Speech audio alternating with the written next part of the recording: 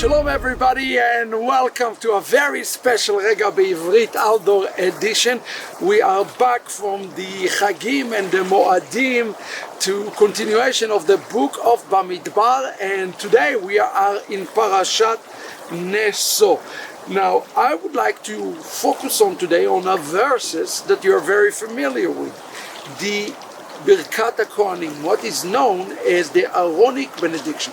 And if you have your Bible, let's turn together to the book of Numbers, or Bamidbar, chapter 6, verse 22.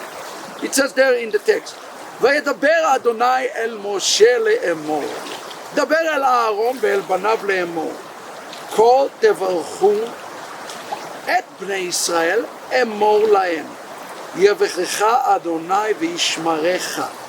יאר אדוני פניו אליך ויחונך. יישא אדוני פניו אליך וישם לך שלום. ושמו את שמי על בני ישראל ואני אברכם. So in this Aaronic benediction that many of us are very familiar with, I want us to notice a couple of things about the bracha. First of all, I want to start verse 22. Moshe is the one who is passing it to Aaron and his son, because the bracha of the Kohanim have to be given by a Kohen. In the tradition of the house of Israel, a Kohen, meaning one who is last name of a Kohen or lineage of Kohanim, is the only one who can give the bracha. If there is no Kohen, then a Levi bring the bracha, and if not, Klal Israel is the one who is going to bring the bracha. Now, I want you to notice this. The important word today in the text that I want to focus on is the word lahem. The bracha of the Kohanim is a corporate bracha for Klal Israel. That's why in a traditional synagogue the Kohen will get in the front and will bless all of the synagogue, all of the community. The word lahem is important. It means that it was given cooperatively to Israel. But then in verse 24 we are seeing a shift in the structure of the language. Again, emor lahem means it's giving to everybody, but then it says yevechecha Adonai v'yishmarecha. It doesn't say ishmarechem. It doesn't say yevarchechem. It doesn't say Isa Adonai panav elechem. It says elecha. The entire Aaronic benediction is a personal bracha that is to be given to the individual. So now I'm confused. If he says bless them cooperatively, why is it that it's a blessing that is given to each individual? You see, we have a problem here, because it says to give it to a cooperatively to entire house of Israel, but it is an individual bracha. The answer is very clear. Israel operate as one heart, as one accord, and one entity. Just this last week we concluded Shavuot, and I noticed that many people were saying, well, Shavuot is on a Sunday, we celebrate like that because it's after the Shabbat, while Israel celebrates Shavuot on a Thursday.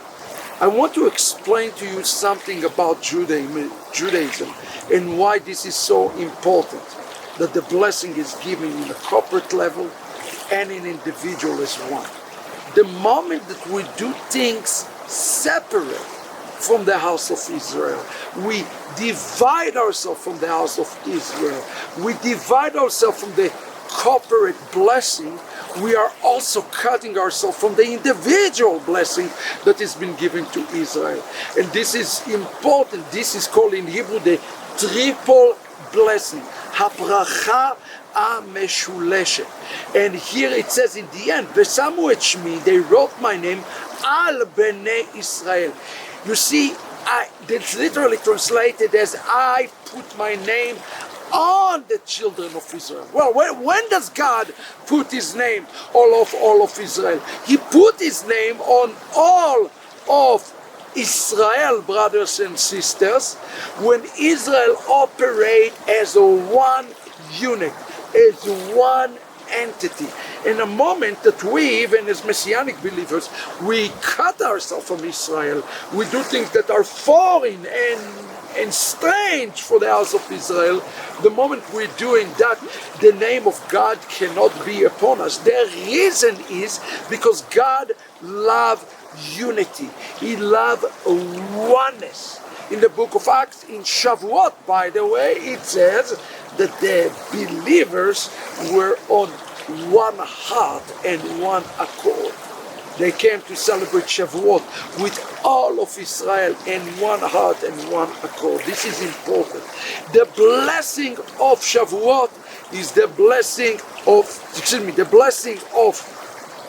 the Aaronic benediction is a blessing that comes to unify Israel as one. Well, when will God shine His face upon us? When He will carry us? He will carry us when we become one.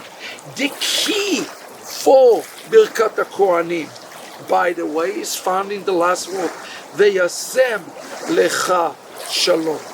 If you have read my books, like the Besorah according to Koven, like in the Return of the Kosher Pig, you know that Shalom is equivalent in Gematria to Isav or Yeshua.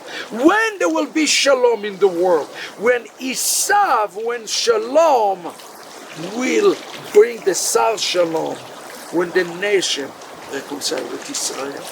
So today, as we read the bracha in our synagogues, remember that the shalom of the nation take place when they unify themselves from Israel and not cut themselves from the house of Israel. God bless you and shalom.